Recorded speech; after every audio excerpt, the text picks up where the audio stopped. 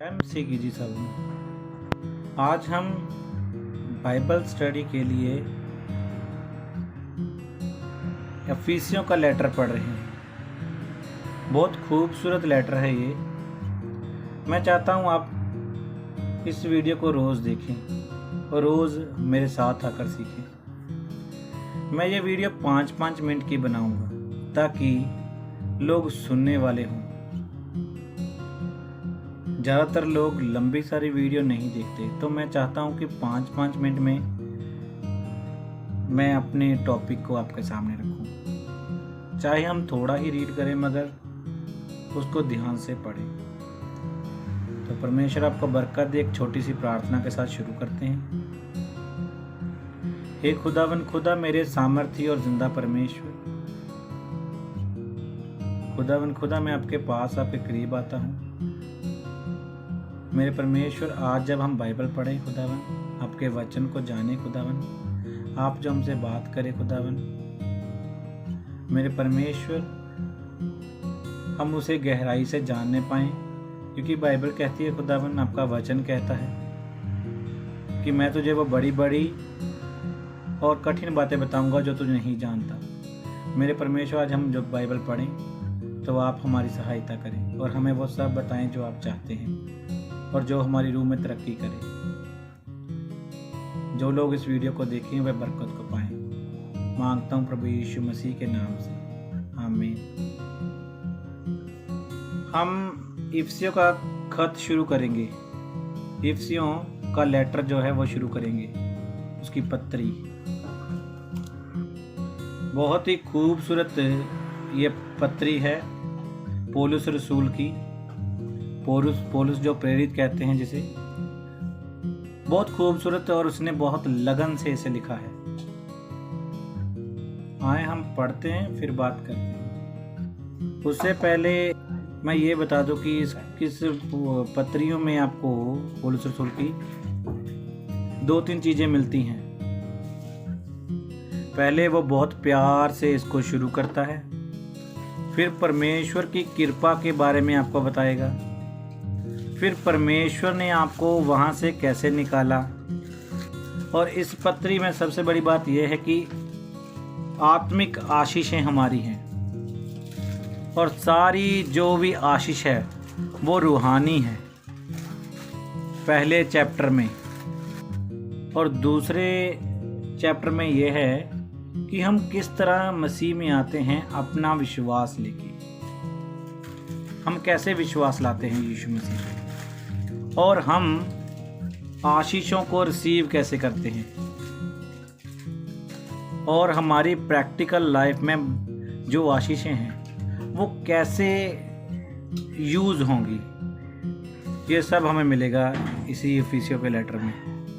इफिसियों का खत बहुत ही प्यारा, बहुत ही प्यारी पत्री है ये। इफिसियों का खत आपको प्रकाशित वाक्य में भी मिलेगा। आपको पता है जो इफिसियों की पहली पत्री थी, जो पहला खत था, मतलब कि जो प्रकाशित वाक्य में पहला खत है ना, जो पहली पत्री है ना, वो इफिसियों को लिखी गई थी। आपको ये प्रकाशित वाक्य में भी मिल जाता है। और ये पत्री आपको नीति वचन में भी मिलती है, जब पौलुस ने कलीसिया को बनाना शुरू किया था। अगर आप 19वां चैप्टर पढ़ते हो नीति वचन में से, तो आपको वहां मिलेगा। आपको वहां पता लगेगा कि पौलुस को कितनी परेशानियों का सामना करना पड़ा था जब कलीसिया बनानी थी इफिसियों में, इफिसस में। ये वहाँ पे इफिसियों वहाँ पे था जहाँ बहुत ही ज़्यादा मूर्ति पूजा होती थी, और पौलुस ने लोगों के कारोबार को ख़त्म कर दिया जो मूर्ति बेचते थे, बनाते थे। और वो पौलुस के खिलाफ हो गए थे लोग वहाँ पे, क्योंकि जो पौलुस था वो मूर्ति पूजा के खिलाफ बोलता था, और वो लोग जिनका ये मूर्ति का कारोबार था वो पौलुस के खिलाफ हो गए, और क्योंकि उनका कारोबार जो था, वो काम जो करते थे मूर्ति बेचने और बनाने वाला, वो ठप हो गया था। इफिसियों की जो पत्री है पौलुस ने इफिसियों को लिखी, इफिसस को लिखी, उन लोगों की तरक्की के लिए, उनको हौसला देने के लिए, या फिर ये बोल सकते हैं कि सब चीजें यीशु मसीह से उत्पन्न हुई हैं। आपको पता है हर चीज यीशु मसीह से शुरू और यीशु मसीह पे ही खत्म होती है जी। और ये बात हम पढ़ेंगे परमेश्वर के वचन में से। इफिसियों की पत्री पहला चैप्टर है जी, पहला चैप्टर है और पहली लाइन से, पौलुस की ओर से जो परमेश्वर की इच्छा, मैं एक बार फिर से शुरू से पढ़ता हूँ। पौलुस की ओर से जो परमेश्वर की इच्छा से यीशु मसीह का प्रेरित है, उन पवित्र और मसीह यीशु में विश्वासी लोगों के नाम जो इफिसुस में हैं, हमारे पिता परमेश्वर और प्रभु यीशु मसीह की ओर से तुम्हें अनुग्रह और शांति मिलती रहे। Praise the Lord. ये पौलुस रसूल की ओर से एक वेलकम है। जब भी पौलुस ने किसी पत्री को लिखा है, वो वेलकम इस तरह ही करता है सभी का, कि मैं पौलुस हूं। आपको पता है पुराने ज़माने में जब पत्री लिखी जाती थी तो सबसे पहले नाम लिखा जाता था।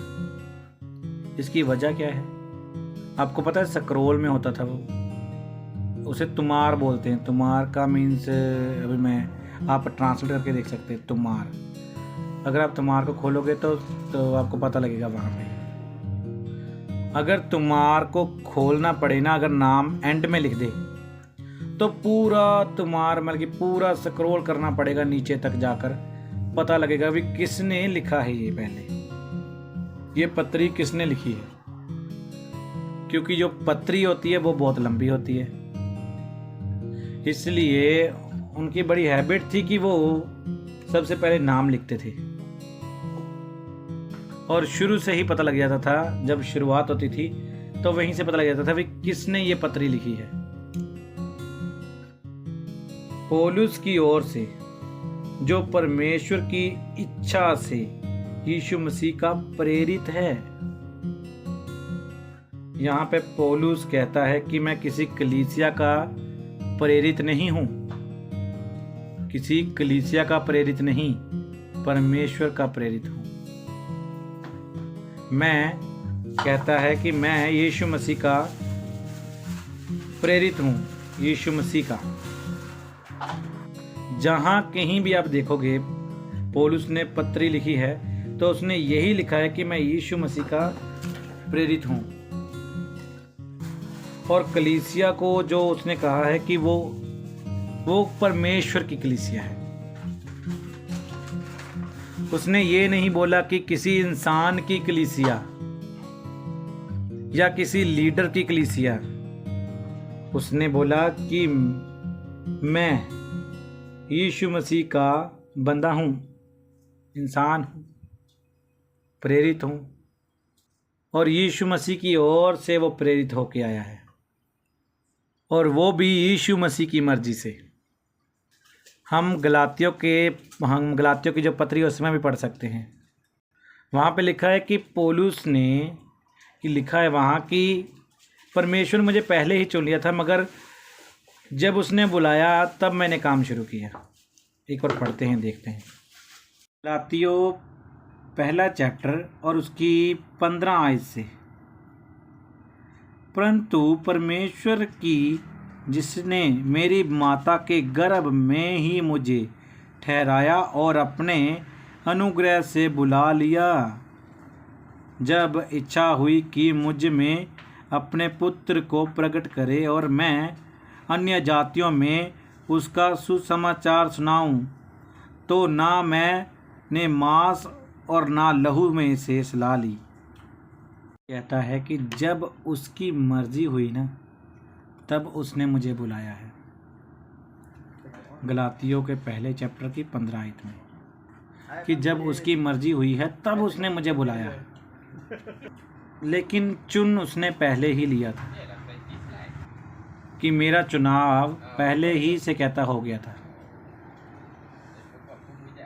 बाद में जब खुदा की मर्जी हुई तब उसने उसको बुलाया। और ये खुदा की मर्जी है, मतलब ये परमेश्वर की मर्जी है। जब वो हमें बुलाना चाहे तब वो बुलाता है।